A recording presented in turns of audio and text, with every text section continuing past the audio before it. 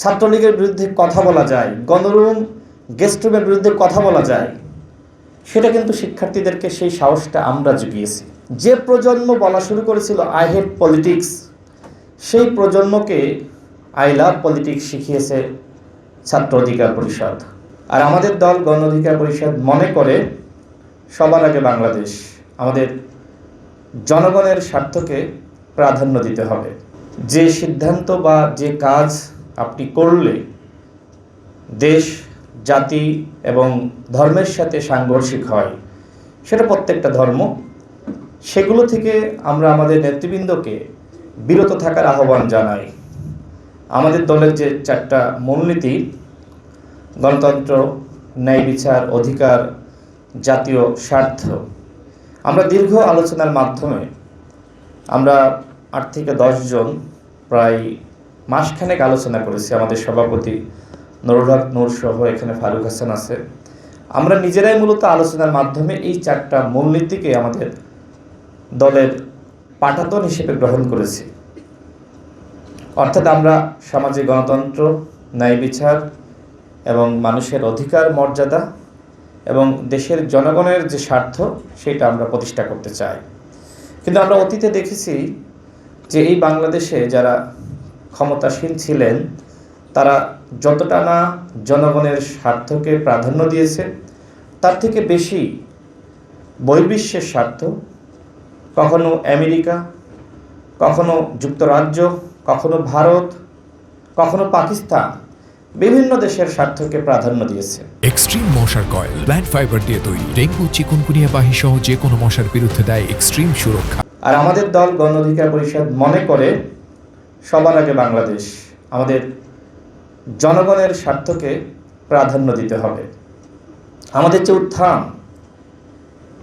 সেটি মূলত মানুষের অধিকার প্রতিষ্ঠার আন্দোলনের মাধ্যমে। বাংলাদেশে যে তরুণরা রাজনৈতিক দল গঠন করার ইতিহাস, সেটা বাংলাদেশে সর্বপ্রথম আমরাই সৃষ্টি করেছি। হ্যাঁ, জাসদ তরুণদের সমন্বয়ে গঠিত, কিন্তু সেখানে যারা সিনিয়র লিডারশিপ তারাও ছিলেন। কিন্তু বাংলাদেশে আমরা যারা 2018 সালের কোটা সংস্কার আন্দোলন করেছি, পরবর্তীতে অনেকের পরামর্শে আমরা দল গঠন করি।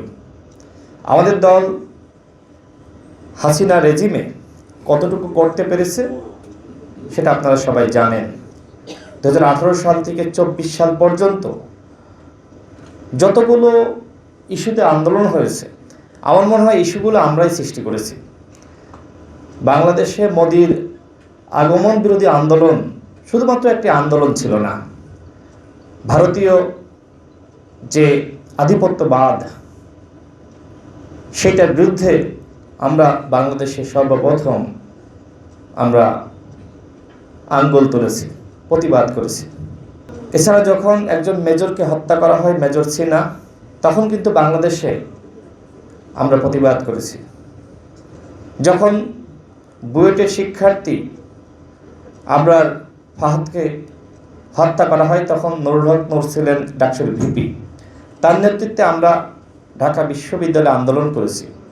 ছাত্রলীগের বিরুদ্ধে শিক্ষার্থীদেরকে কথা বলার জন্য যে জাগ্রত করা, তাদেরকে প্রতিবাদী করে তোলা, ছাত্রলীগের বিরুদ্ধে কথা বলা যায়, গণরুম গেস্ট রুমের বিরুদ্ধে কথা বলা যায়, সেটা কিন্তু শিক্ষার্থীদেরকে সেই সাহসটা আমরা জুগিয়েছি। যখন এনআরসি এবং সিএএ বিরোধী আন্দোলন ভারতে যখন হয়, তখন ঢাকা বিশ্ববিদ্যালয়ে ডাকসুর ভিপি নুরুল হক নূরের নেতৃত্বে আমরা দাঁড়িয়েছি। সংখ্যাটা খুব বেশি ছিল না, 10 থেকে 12 জন, কখনো বা 20 জন। আমার মনে আছে যখন আমরা কোটা সংস্কার আন্দোলন করি, তখন হাজার হাজার লাখ লাখ শিক্ষার্থী আমাদের সাথে। আবার কখনো মাত্র 12 জন রাজু ভাস্কর্যে আমরা দাঁড়িয়েছি, ছাত্রলীগের 3 থেকে 400 জন। তারা আমাদেরকে মানে এক প্রকার বন্দী করে রেখেছে, বের হতে দিবে না। কিন্তু আমরা জীবনের মায়াকে তোয়াক্কা না করে আমরা তখন কিন্তু মিছিল করেছি। আমরা সবসময় স্বপ্ন দেখতাম যে হাসিনার পতন হবে, যে কারণে আমরা অল্প সংখ্যক শিক্ষার্থী হলেও আমরা লাগাতার রাজপথে থেকেছি। আজকের বাংলাদেশে যে পরিবর্তন হয়েছে, এই পরিবর্তন করার পিছনে গণ অধিকার পরিষদ তথা ছাত্র অধিকার পরিষদ বা যুব অধিকার পরিষদের যে ভূমিকা, হয়তো অনেকে নানান কারণে স্বীকার করতে চায় না, কিন্তু যে প্রজন্ম বলা শুরু করেছিল আই হেট পলিটিক্স, সেই প্রজন্মকে আই লাভ পলিটিক্স শিখিয়েছে ছাত্র অধিকার পরিষদ। আজকে যারা ছাত্র উপদেষ্টা, বিশেষ করে আসিফ মাহমুদ, তিনি যখন প্রথম বর্ষের শিক্ষার্থী ছিলেন তখন তিনি নুরুল হক নূর, সে সময় ডাকসুর ভিপি, আমাদের যে রাজনৈতিক কার্যক্রম সেই কার্যক্রমে তিনি আসতেন। তখন থেকেই তিনি প্রতিবাদ মুখর ছিলেন। আমরা তাকে তার প্রতিবাদী চেতনাকে জাগ্রত করার জন্য আমাদের জায়গা থেকে যা করার আমরা করেছি। নাহিদ ইসলাম, তিনি আমাদের সাথে ডাকসু নির্বাচন করেছেন। এখন যে এনসিপি গঠিত হয়েছে সেখানে আক্তার হোসেন, তিনিও একসময় আমাদের সাথে ডাকসু নির্বাচন করেছেন, একসাথে আমরা রাজনীতি করেছি। অর্থাৎ হয়তো তারা ভিন্ন প্ল্যাটফর্মে রয়েছে, আমরা হয়তো ভিন্ন প্ল্যাটফর্মে রয়েছি, কিন্তু বাংলাদেশের পরিবর্তনে আমরা একসাথে লড়াই করেছি। অর্থাৎ এই যে পরিবর্তিত পরিস্থিতিতে আজকে আমরা কথা বলছি, এই পরিস্থিতি তৈরি করার জন্য আমরা সবাই ভূমিকা রেখেছি একসাথে।